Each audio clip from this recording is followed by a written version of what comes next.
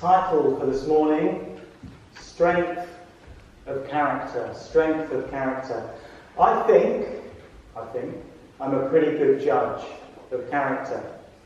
Working as a probation officer for 16 years and having interviewed numerous high-risk offenders whilst they were in prison, waiting to apply for parole, me doing their risk assessment or part of it and writing parole reports, knowing that there was a possibility that they would be coming out for supervision in the community, that increased my desire to have better discernment about when somebody is telling the truth or spinning a pack of lies, what they are really like on the inside, because some could present very well, but actually something different was going on. I think my discernment was honed during that time. But not only with offenders, I've got it wrong with other people as well. I remember one older colleague I worked with many years ago, and she brightened up the room when she started working at our office. She had this most engaging, beautiful smile. She had a lovely, warm, friendly face. She was really engaging in her conversation, and she was ever so helpful. She could not do enough to help you. But after a year or so, she turned and showed her true character, you could say. She reported to me, to my senior, for what you might call heavy evangelism. Telling her one day, as she came into my office, to get down on her knees, repent, and come to the Lord. Doesn't really sound like me, does it? Visitors, it really doesn't sound like me. Thankfully, back in those days, she'd forgotten that another probation officer was in the office, the same office, when this was alleged to have taken place, and knew it was pure fabrication, all fantasy. But I've got her wrong. You can't always tell from outside appearances what somebody is really like on the inside. And what we've got going on in this letter today, Paul's character, as well as his calling, were being questioned by those super apostles, these preachers who were going around Corinth in his absence, pointing out how weak Paul was, and you could say pointing out how weak he was of character. But actually, in truth, it was these super apostles who had hidden motivations, as the previous chapter told us. They were insincere, and what they were after, in many ways, was money. They looked flash, they sounded flash, by outward appearances they were very impressive, and they promised a lot of things. And in comparison, Paul's character and ministry seemed far less glorious. But he was the real thing. What's going on inside of you, what's going on inside of any person is key. And this inner transformation, this growth of character, that's at the heart of what discipleship is. It's often dressed up to sound and look more complicated, but it's this inner transformation that is at the heart of discipleship, and it is so much more. I hope you feel relieved with this, but it is so much more than trying to keep external rules and laws. And people can do that. Christians can do that very well, very impressively, but not change a jot on the inside, not change the heart of who they are. And you've heard in today's reading, that's the point Paul was making about Israel. They had the old covenant, these 10 commandments and many other laws that came along, and they were a gift from God, but they couldn't comply with the external, and these laws ended up bringing condemnation. Their hearts weren't changed by these laws that were on tablets of stone. And that is why Jesus came. The beauty of why Jesus came and introduced the new covenant. The verse just before the one we started with, chapter 3, verse 3, the Spirit of the living God resting on human hearts instead, bringing righteousness. And what's going on here? Some of those, I'm fascinated by these super apostles, and I think, where are they hanging around today? What kind of things are the super apostles doing today? You might get images in your mind. But they were going around trying to reimpose the old covenants.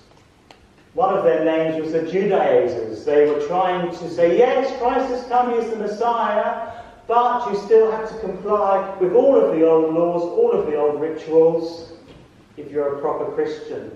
That was wrong. We have been set free. Freedom. But they were trying to enslave again. And what we heard in today's, listen to these beautiful words in today's reading. The ministry of the Spirit that comes and dwells within our hearts, is even more glorious. It has a surpassing glory, and a glory that will last. So this morning we're going to take a deeper, closer look at the importance of character, what we're really like on the inside, our inner qualities, things like kindness, sincerity, humility, faithfulness, and that wonderful characteristic that encapsulates them all, love. First of all, let's have a look and a reminder of the character of God. What does a person of good character look like? Now, people might come to mind for you. What does a person of good character look like? Because it's helpful to know what you and I are to aspire towards, what we are supposed to become more like. Verse 18 speaks of the Lord's glory, saying, we are being transformed into his image with ever-increasing glory, which comes from the Lord who is Spirit. Other translations say we are going from glory to glory. Now, every person that has ever been born is made in the image of God. It doesn't look like God physically, but we're talking about his inner stuff. There is something of God in every single person. But it's a remnant. We're very marred. We're not there yet. When you look at Jesus, we're not there yet. If you think you are, come and have a chat with us afterwards. And if I think I am, come and have a chat with you. We are all imperfect. But it's with his help we are to become more like him. We are, you and I, to go from glory to glory. And it's developmental, it's incremental, it doesn't just happen like that. And another reason why we need to know what God is like, because we need to know what we are to aspire towards. The Bible tells us in many places, Old Testament and New, God is holy. But if we misunderstand that, we will end up being Christians who are holier than thou. We look good on the outside, we do the Christian stuff, but actually we are looking down on people, becoming judgmental. It's good to know what God is really like. He has always been holy, he always will be holy. But what does that mean? We also hear a word today that he is glorious, he has glory. You could see the holiness that's being described as God's invisible character. His holiness is his invisible character. Some of you might think of the old song, immortal, invisible. Whereas his glory, God's glory, is his character, I love this, his character made visible. So we can see what he is like. It's a revelation of who God is. In a very tangible, very real way. Moses, all those years ago when he went to Mount Sinai, you could say he had a sneak peek behind the veil. He saw something remarkable, something of God's glory. And you can tell because it showed on his face when he came down the mountain. But that faded. What you and I have since Jesus is the truth that God's glory was revealed most clearly. The ultimate revelation in Jesus, the Son of God. The veil was taken away. People could look upon Jesus, his character, and see the character of God. The man who is God. And even more beautiful, you could say, the glory of Jesus. Jesus was glorified and glorified the Father most clearly at the cross.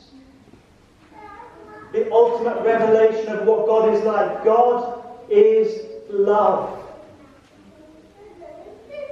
And we see all the other qualities displayed at the cross.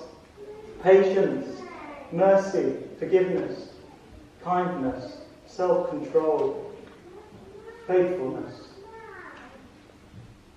So it's Jesus who is the extreme or supreme example of what every person, what you and I are called to become like on the inside. Do you feel up to it? Well, Paul says in the last chapter, who is up to such a task? So now let's turn the lights on us and look at our character. How does your character, how does our character, the stuff inside of us, compared to what we see in Jesus? That which we see in the Father through Jesus, that which we are told about, His Spirit, the fruit of the Spirit, Father, Son and Holy Spirit, one. Same character. What does it say about us? How are we doing? It begs the question, and this is the key point this morning, to know how we're doing, we need self-awareness. How self-aware are you? Do you know how self-aware you are? I heard a scary quote, I think yesterday, that these days we are the most informed yet under-reflective civilization in history. We have more information, you can Google it, we have more information than society has ever had. But actually, in many ways, we are the least reflective. We look outside and ignore the inner world. When I was at Bible College, and I think it was about 10 years ago I finished, each minister had to meet up with the principal, wonderful Nigel Wright at the time, and go to his study, and he would ask us about how we got on with the course. And I loved all of the course. It wasn't perfect, but I loved it all. But I had one bit of feedback which he invited. He said, how can we improve? And I admitted that I had been shocked about the lack of self-awareness in many of the ministers I was training alongside. And of all ages as well. I've come from a background in social work. I've come from a background in having lots of counselling myself, since I was knee-high to a grasshopper. Not quite that young, but in my late teens. And I'd undergone 4 years counselling training, and a lot of that was in groups where you have to be very honest and open, and you get feedback and you get challenged, and during the counselling you start to have a bit of a mirror to what you're really like. So I think my self-awareness was pretty key and pretty good, and I knew how important it was to have things like integrity and to be who you are, to be congruent. It's crucial for ministers. Because as a minister, if you're not self-aware, that can bring a lot of harm. Unconsciously, you don't know you're doing it. But also, it's good to be self-aware because that which is inside can be used by God for the good as well.